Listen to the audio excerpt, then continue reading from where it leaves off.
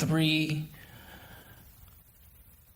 places to go in your date, like dinner, go bowling or something, and maybe a little walk, because in their mind, it's like having 3 dates in one. Yeah. And try to walk to your distance. Switching venues. Walking is a lot better. It actually warps their perception of time, so it feels like they've known you longer when they've been with you in multiple places. Yeah, and on that topic, you know what actually works? Like for me, personally, taking them on a trip on the first date. Like not just... Because that eliminates small talk. You want to go on a trip? No, like I'm somewhere far. No, you want to go to the middle of the woods?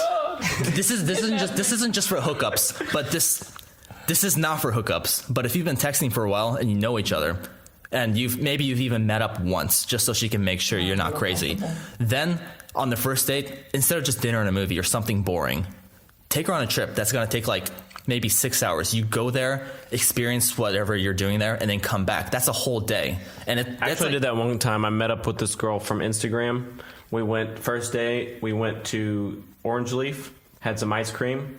Second time, we went to a concert in Cincinnati, and we had to drive all the way there and all the way back. Because that guarantees awkward silence. So you're going to have so much awkward silence, you're going to get numb to it. And basically, by the end of the date, you're going to be so numb to awkwardness that you're going to be comfortable. And I already am. It's crazy how that works, but it does. Like, you're just so used to each other by then. It doesn't have to be awkward if there's a silence. That's what a lot of people think. It's like, oh no, there's a silence. That's so bad. But honestly, if you can just sit there and just not say anything and be comfortable with each other, like that's kind of hot. Main tip is comfortable silence is a language of love. I like that because very nice. At first, of course, I don't think it's good to have awkward silence at first. You should just kind of talk, but if it's of course going to linger on into the first date. But I think you should just let a certain amount of awkward silence kind of just exist there. Yeah. You shouldn't just try to talk all the time. And it gets past this little voice in your head telling you, like, we need to be doing something. We need to be talking. We need to be talking, or else that means it's bad.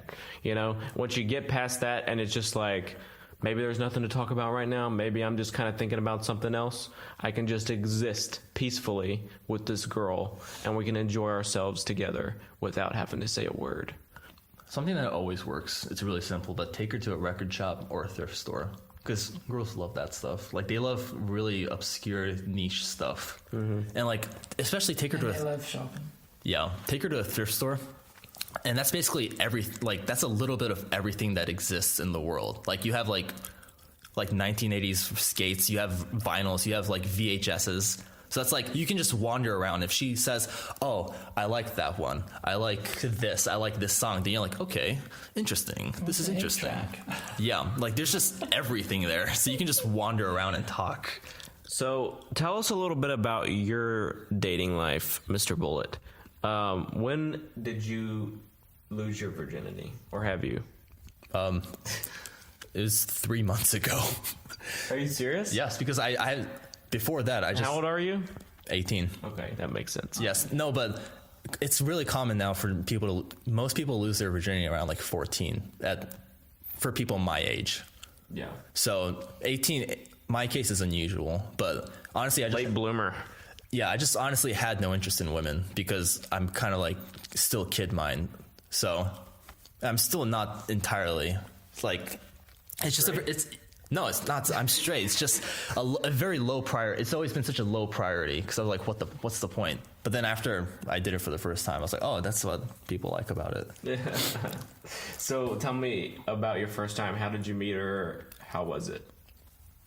The only way I talk to women is online, because in person it's not even worth the effort. Because if you know in person, you want to be their friend. It's kind of weird. But on Tinder, the first time, I started talking to this really fat girl because I thought this is a test run, you know? So like, I thought, talk to this really fat girl. I'm probably making her year by being seen with her in public. Oh, wow. You're not pretentious at all. No. Yes, it's charity. I like to give back to the community. So I went out with her, and of course we had the first date in a coffee shop where we just hung out for like 30 minutes so she could see me. And then the next day, she invited me over to her place. Nobody was home. All her roommates were gone. And eventually, yeah, we just had sex. But the funny part was, this girl she was pretty, but she was very fat. So when she was pretty but fat. She had a pretty face. Very, very good face, but she is heavy. That's really disappointing. I see a lot of girls that have the most beautiful faces in the world, but they're fat. And it's like you could be a 10 if you would just stop eating so much McDonald's and work out a couple times a week. Like, you have so much potential, but it's really about 66 pounds. Yeah. With this girl is really more just to get it out of the way, because I've been getting clowned on so much for just being a virgin that I didn't even want to have sex. I just wanted to shut up my friends. So I just went out with this fat girl, no pressure, just get it done with, just put it in, pull it out. I'm done. I wasn't even going to enjoy it, and I didn't enjoy it. You didn't plan to enjoy it? No, and I didn't enjoy it. Did she enjoy it? It took me. How fat was she? She's honestly not that fat, but She's honestly not that fat, but it's heavy. She's fat enough for me to announce it to people when I tell the story. That's how fat she was. Not morbid, but she was heavy. So we started having sex, and it was very uncomfortable for me, and I hated it. But after a while, I just kind of got used to it, and I just got numb. And she got on top of me. It sounds horrible. But the whole time, I had to pee so badly. But I was comfortable there. You gonna pee before you have sex, bro. But you see, I didn't want to pee because then the room was silent. Like, she had like candles and like jazz playing, so like she could hear me peeing. So like I didn't want to go in like, yeah, nice place, I can't wait to have sex with you. And then like I just go into the bathroom and she just hears. There's nothing wrong with that. For like 30 seconds. I guarantee she peed before she had sex with you. I hate that though. Probably peed during. Just people listen to me pee, especially. You thought she was coming. Moments before we have sex. I hate that. So I just held it in the whole night. And this fat woman eventually, we went at it for like 40 minutes of foreplay, and then I just stuck it in and pulled it out just to lose it. But then she got on top of me, and she started, I don't know what's that called, cowgirl or something. Yeah, cowgirl or something. And I didn't like it. Did it crush you? Yeah. But eventually I still really had to pee this whole time, and I could not hold it in any longer. And it's weird because I didn't want to pee in front of her, but I still really had to. It's to the point where you're like, okay, we're gonna pee. Whatever happens, happens. So but I was already at that point where I could not handle it anymore. But then she got on top of me. Oh. And basically, I tried to move her off at one point because I was like, okay, maybe if she's on top of me, it'll make me forget about needing to pee. But no, it just increased it. It intensified my need to pee, and that's all I could think about. I had urine up to my eyeballs at this point. And you didn't pee inside her, did you? No. Okay. Well, not like, okay, that was the ending to the story. So basically, she was on top of me and I couldn't move. So eventually I started panicking because I couldn't hold it in anymore. So I was just trying to like move her like full Dragon Ball Z style, just like push her off full force, but I couldn't in time. So yeah, I did kind of pee in her for like a bit. But then I told her, no, that's just something that happens when you're a virgin. She's like, really? Okay. Because I was like, it's not. She knew you peed in her. No, I told her it was something else, but like. Did you tell her that you came? No, I did not. You should have just told her. That's what cum looks like. I told her.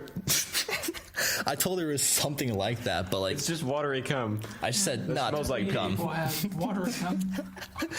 Water cum. So yeah, basically, my first Tinder day, I just used her as a bathroom.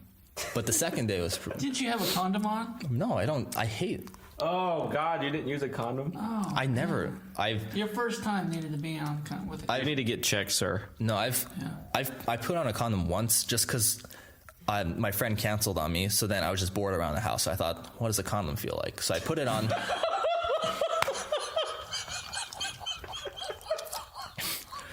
So I put it on, and it's literally just a garbage bag on my dick.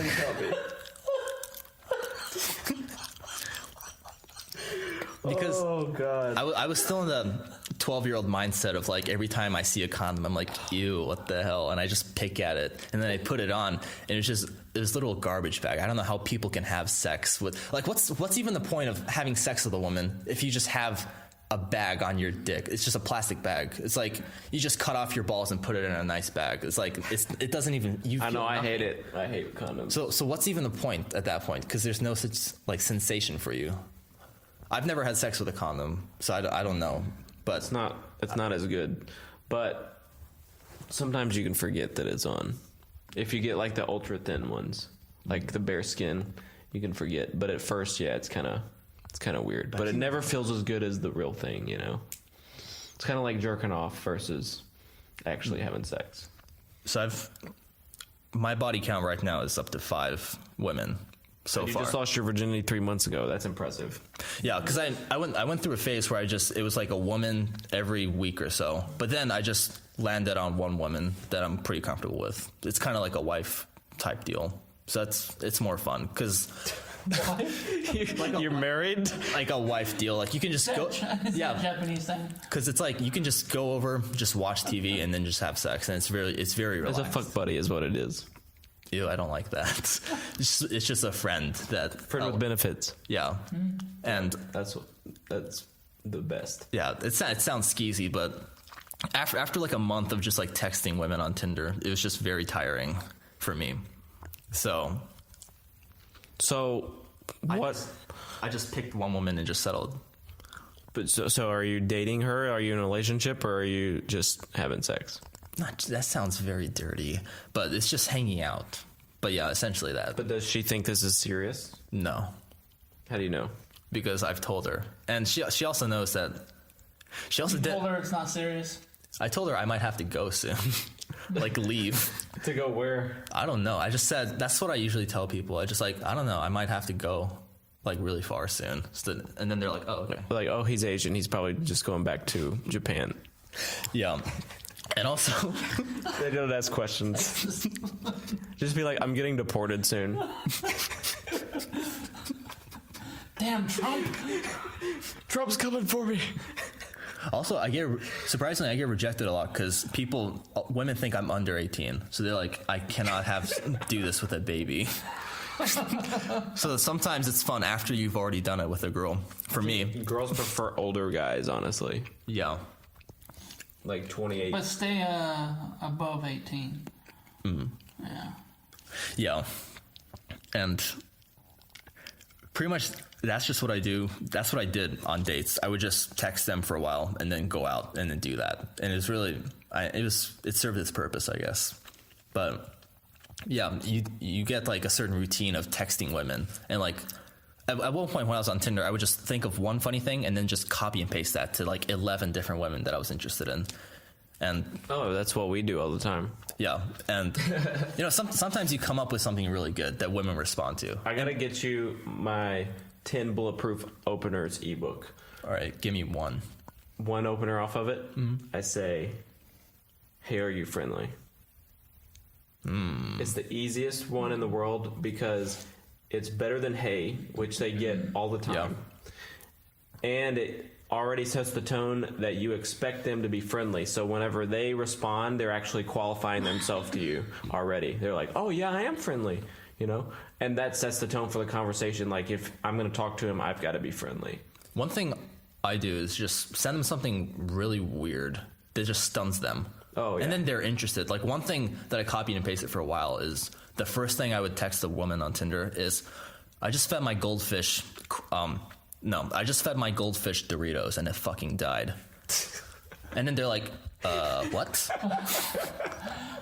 Really trip them out. Say, you ate your goldfish. Accidentally ate my goldfish. What do I do? My goldfish just fucking died. And they're like, oh, okay. And they're like, okay, so what's up? And then they're usually like, all right, this is weird, but I'm kind of...